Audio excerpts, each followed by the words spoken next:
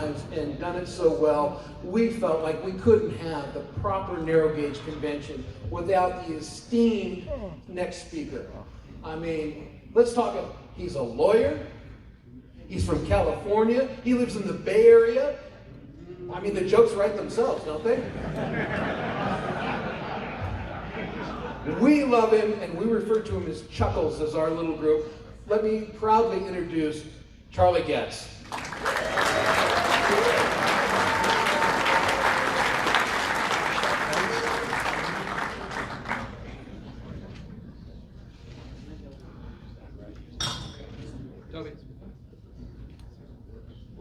Since the green, let's get it started first. There we go. Since the green one works as well as the elevators, I thought I would go with Same guy fixed both. What can I tell you? We're going to start in a minute. I'm waiting. There's a couple of people stuck in the elevator who want to be here. I want to thank everybody for doing my speech for me already before I even get up here. That was very helpful. Yes, you have heard this speech before, but I'm relying on your age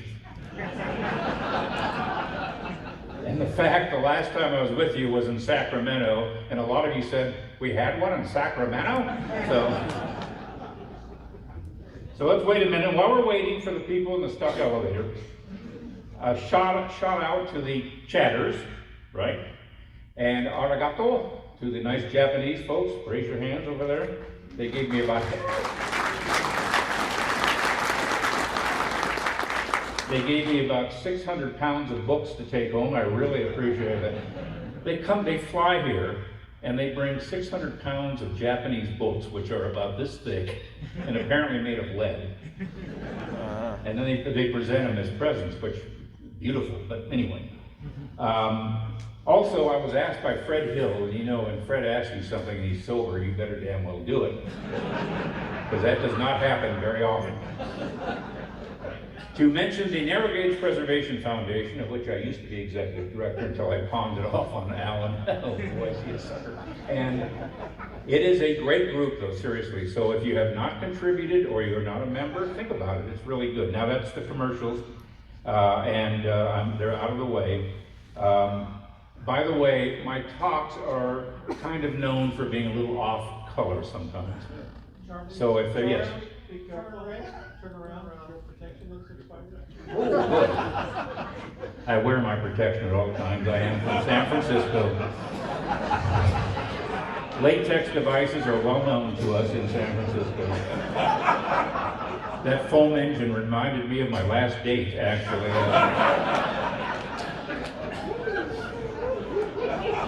I've seen worse, let me tell you. Well, thank you for that warning. That's very helpful. Yes, I really like that very much. But if there are any children in the audience, and I think I saw a few youngsters, I'm not going to do anything that is X-rated. But if any of my off-color comments you don't understand, ask your kid. They'll be happy to explain it to you, because on the internet, man, they see everything. Let me tell you that right now. I don't know about you, but I have really, really been looking forward to this talk. I mean, seriously. I got the timetable, and I saw that some guy named His Honor Charles P. Getz, Esquire, was going to speak. I figured there's a judge with a very similar name to mine who's going to talk. Because my name is Charles William Getz, so it's Charles W. Getz, so it couldn't be me. And technically, I hate to say this, it's Charles William Getz IV. Ooh, I know. I have the name, but I don't have any money. And I was amazed that there's just some person, and then I find out that no, it's actually me. Chris apparently had made a little boo-boo. Now, Chris rarely makes mistakes. So I figured this was the result of him being distracted, and as you know, and he mentioned this earlier, as you can see from his lovely hair, right now Chris is in transition.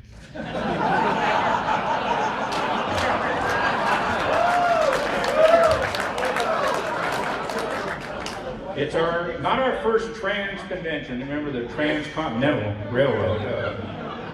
Who knew? 1869, I had no idea, you know. But in any event, and Chris works great. It can either be Christopher or Christine. So, you know, Chris is good. Chris is good. And I was so honored as someone from San Francisco when Chris shared his pronouns with me recently. And even more honored when he told me his lifetime dream of becoming the bearded lady at the Pickle Family Circus. I mean, so if he gets my middle name wrong as well, you know, it's okay. Now, Chris asked me to speak on the stable variations of the C-16 class, but I decided, no, I'm not going to do that. I'll give you the same talk I've given the last 15 years with the same jokes, and you will laugh at them because they're new to you. So let's get into this. Here we are at the 43rd National Narrow Gauge Convention in Medical Devices Exposition. I mean, where else in the world can you talk about the Rio Grande Southern or the Colorado and Southern narrow gauge and your knee replacement and the latest stent that you just had done at the same time? You quickly learn at these conventions never when you meet someone to ask them how they're doing. Because 20 minutes later and 12 photos, you learned about an obscure medical condition you had no damn interest in the first place. The 2030 convention, by the way, you haven't been on it, but it's going to be held at the Mayo Clinic. In Phoenix. In Phoenix. And exactly what genius decided that a bunch of challenged octogenarians were the perfect people to have an uber complicated computer program dumped on them?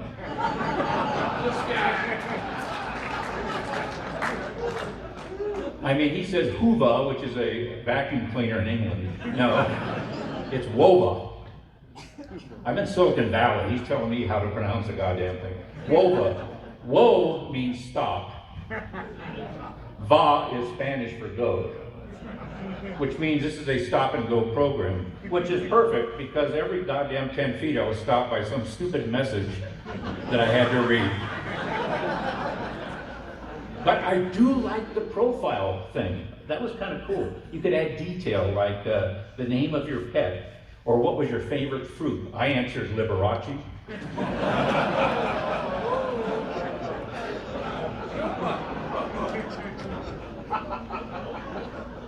You could either go on a layout tour or you could read 668 messages with such riveting topics as, what is your favorite locomotive?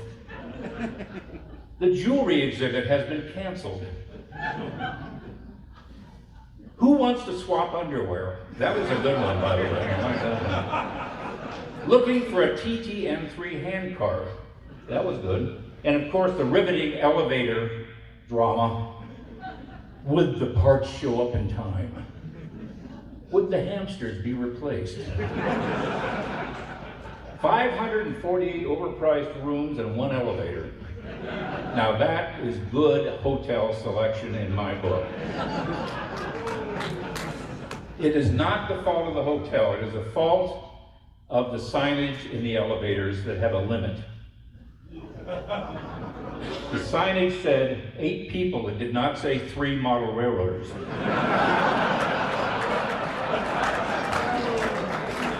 Of course they're gonna friggin' break. What do you They had to have the jaws of life to get people out of the goddamn thing every time they came down to the lobby. It was just amazing. Oh boy, I tell you. But I did love about Wova the interactive layout map. That was kind of cool. Not only did it tell you what order to visit, that was nice, but my version actually spoke. I don't know if you knew that. There's a button and it had a talking feature. So I'd set an address and it would tell me, you're not really going to that one, are you? That one really sucks. How about number 46? That's a lot better. But the thing I really liked, it told you who had the best cookies. Now that was important.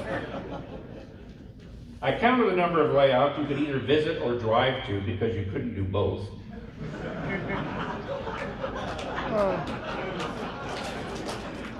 There were 358 layouts to visit in 3 days. I gotta tell you, the ones I liked the most were in Idaho and Nebraska. Those, without a doubt, those were really interesting. Love those. Margaret, my wife, asked me if I liked any of the houses, right?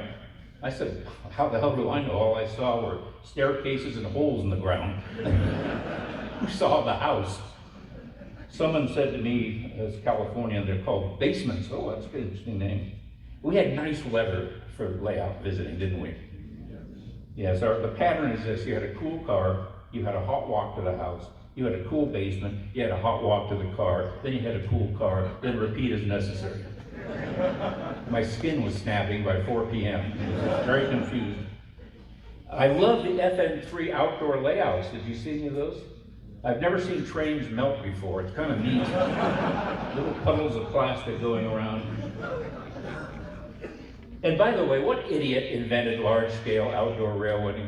I mean, we studiously avoid yard work. And then some idiot comes up with a scale that requires gardens. Who the hell did that? Oh my God, just a side thought. So, they were nice layouts. There were some very, very good ones. But the traffic was fun, wasn't it? Yeah, we're going to talk about that. He said we would. Now, let me explain. Colorado is a wonderful state, but it's been invaded by people fleeing California. So they brought Los Angeles with them, and they aimlessly drive around freeways trying to recreate what they miss. Gridlock. That's why so many of the people you see driving look very confused and very, very upset, because it's moving. They're not used to that in Los Angeles. So now you have to deal with that. And they also, by the way, banned plastic bags here to protect the ocean, which is typical California. Nobody mentioned that Denver doesn't happen to have one of those, but that's okay. So we get to enjoy Los Angeles light and try to find Englewood with an E, not Inglewood with an I, as you would in LA. There were some wonderful layouts. My favorite, hands down, was number 46. Look it up in your layout map. Absolutely the best, number 46. If you didn't see it, I'm very sorry. But my sentimental favorite's got to be really, seriously, number 1. Harry Brunk, who just passed away recently. Yeah, I've seen it before. Up Clear Creek. Honestly, I did not see a bad layout. Now, not every great layout required driving. There were some in the vendor room, and they were really, really good, seriously. From Bananas to Southwest Oklahoma, even to the San Juan Central Virgin 2, which must have been very tiny because I couldn't find the goddamn thing. Because it wasn't there, was it? By the way, version 1 of the San Juan Central, the real one, is at Sacramento at the NMRA exhibit. Little plug for the NMRA, I'm wearing a shirt. And it's a good exhibit if you're over there. But the best thing about the layout tours, did you notice? 1 in 3 houses had portable defibrillators, which doubled as DCC systems. They're really little paddles, you know, you could either do it in your engine or you could do it. So that was kind of helpful. Clinics, pretty damn good. I learned a lot of neat stuff. You know, it's always fun to sit in a clinic on any subject, because some yahoo's going to spout off about the topic, for sure, with superior knowledge, and drone on and on about some minutiae, slightly off topic.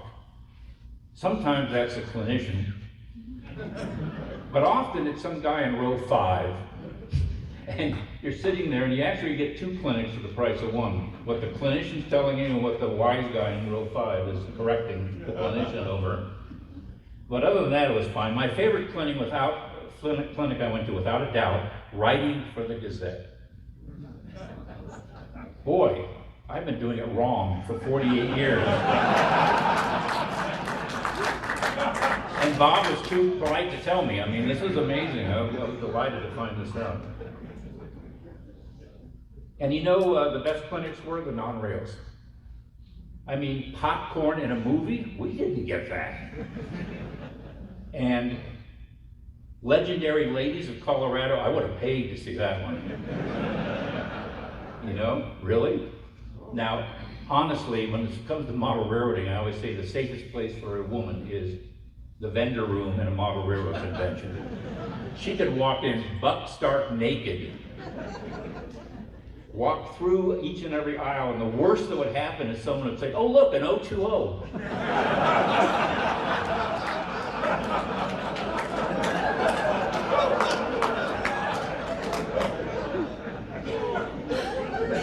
And what about that foam locomotive? Good God, I mean, that was just kind of weird. I bumped it and accidentally let the air out, which was very embarrassing.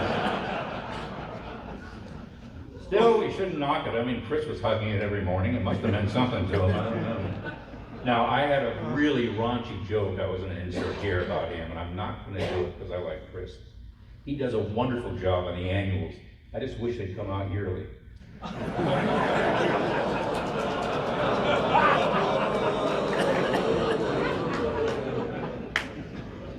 So I'm not going to do that joke, but if you want to hear it later, come on up. I want to hear it. Oh, you want to hear it? Well, you notice what was missing from that locomotive? The tender. And I thought, wait a second, Chris and that locomotive have something in common, a tender behind. Perfect. See, I told you, bad joke. And how does Charlie know that? I'm from San Francisco. Oh, You wouldn't that's right. believe it. Now, I'm not going to make any jokes about the contest because that was superb, except for that goddamn paddle boat with the button.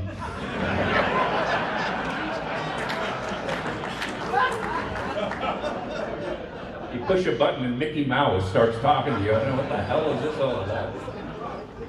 They gave it 2 awards just to shut the guy up. I mean, and the vendor rooms, very wide aisles, you know, wheelchairs. But it was nice. Few empty tables, but a lot of great vendors. I had never seen in my life pacemakers in SM3 and OM3 before. That was neat. And the usual feeding frenzy, right? People buying things.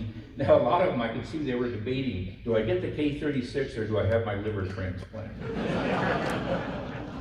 Well, sorry about the liver transplant.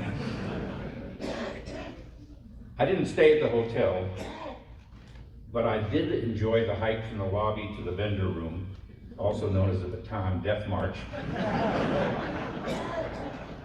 We had almost 1,200 attendees. By the time the vendors closed up and the marching was over, we're down to 960, dropping like flies.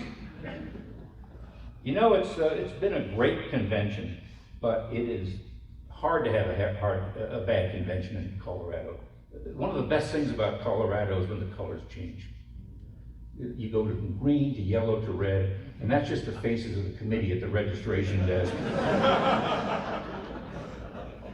But it is a wonderful place for a convention. And I want to thank, and we've already done this, but let's do it one more time. Chris and company, Mike, Bill, Duncan, Dwayne, Marie, they did a fantastic job of making this thing really work.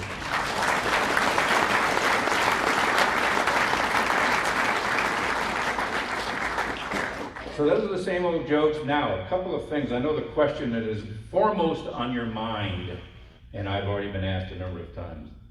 Yes, we are living here part-time. No, that was not the question. Bob Brown, how is he doing? Bob is doing good, thanks to you. He's doing very well. He turns 91 in January. Yeah. He's sharp as a tack.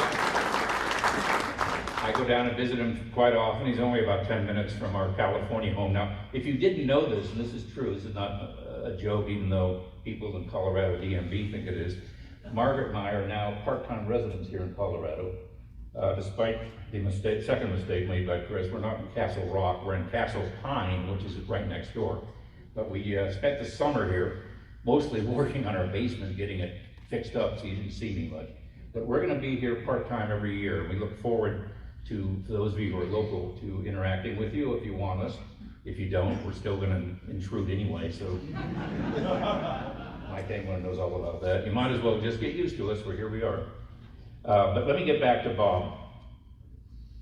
Bob, as you know, being almost 91, his travel days are behind him. That's why he isn't here. I urged him to come. I said, we pick him up, we have a house, he could stay there, but he just isn't up to it. And as many of you know, but some of you may not, he lost his beloved Irene 2 years ago now. They were married 56 years, I think, something like that. So that was really hard. As you can imagine, she was his right arm. She really helped with the Gazette. They were a team. What saved him was the Gazette and modeling. And I suspect that's true of many of you. If you've ever suffered any kind of a tragedy in your life, as silly as it sounds, having a hobby, having friends in the hobby, even reading a magazine, the normalcy of it, it helps. And I know that the Gazette saved Bob. Now that means you saved Bob, because without you, there is no Gazette. How many of you, just out of curiosity, raise hands, read the Gazette on a regular basis? Yeah, that's what I mean. Look at that. That's more votes than Nashville got.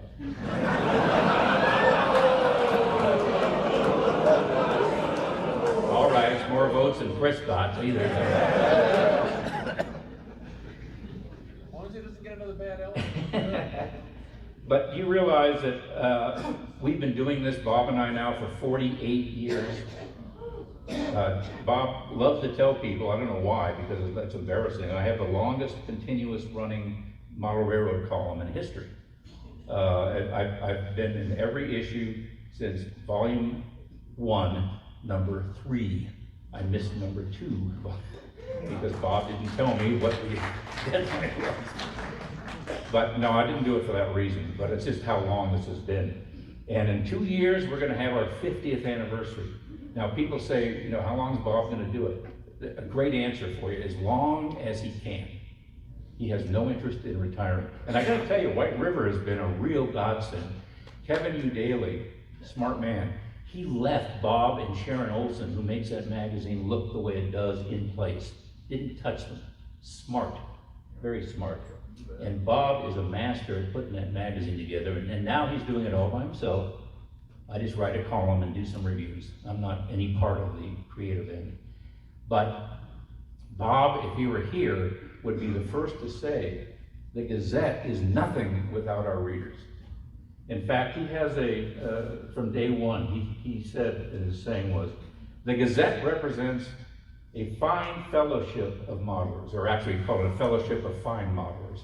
Now, nowadays we have to update that. We'd probably say a fellowship, a ladyship, I don't know, a personship, because we have some wonderful women modelers now too. And some declined estate wonderful modelers too.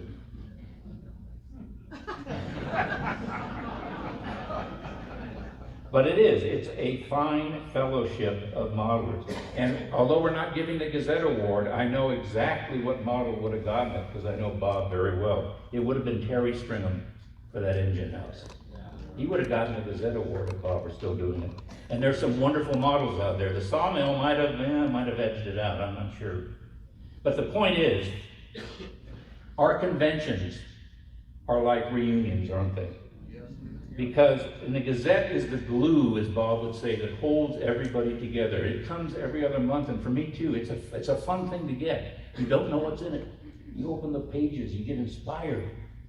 Maybe you get a great idea.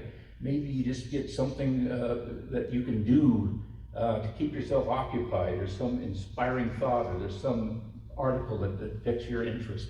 And that's what makes the magazine so much fun for all of us, whether we produce it or whether we write for it, or whether we just read it. And the readers are more important than any of us who work on it. So that's the point of this whole thing. And these narrow gauge conventions, which we try to promote in the Gazette as much as we can, are a representation of that in person. Because we're an amalgamation of Gazette readers who come together every year in different places and greet each other as old friends, because that's what we are. And I do mean old friends. Because we're all getting older, if we're lucky. So, one other thought, we are a worldwide community. We're not just based in North America. At this convention, I know we have such foreign countries represented, I believe, as Japan, Australia, New Zealand, Canada, Germany, and Texas.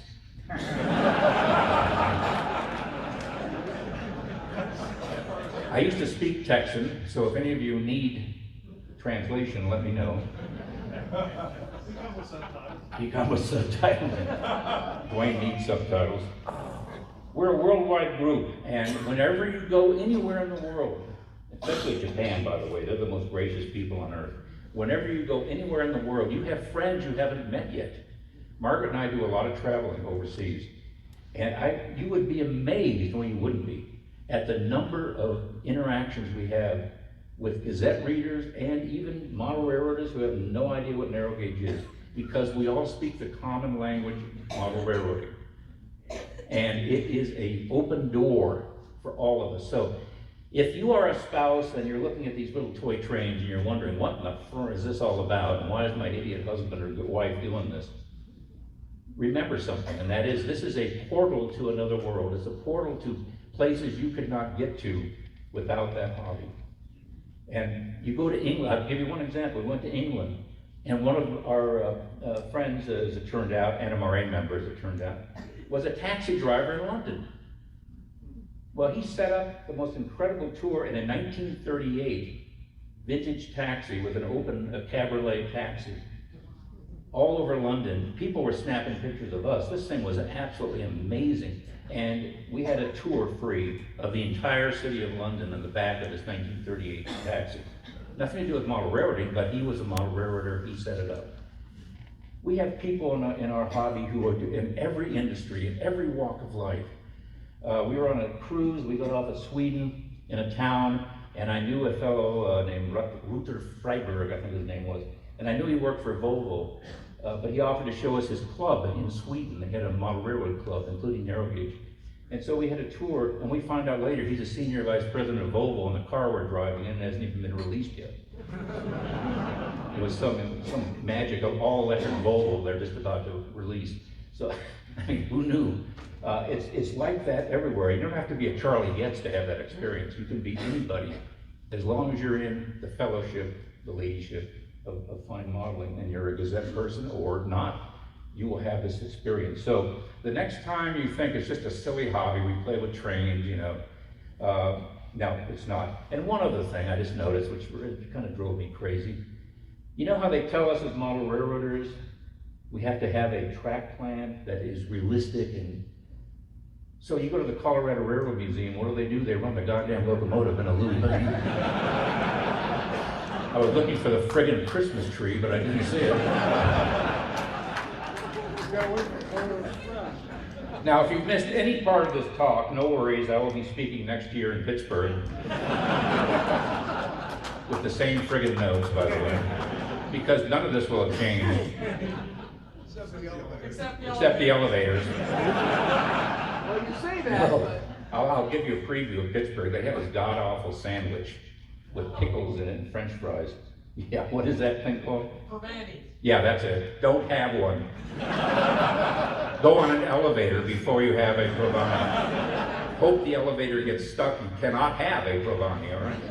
No, it'll be a great time. Go to Pittsburgh. In fact, go to all of them, because they're all different, they're all fun, they're all run by wonderful people, including Chris and his wonderful committee, and you're going to enjoy it.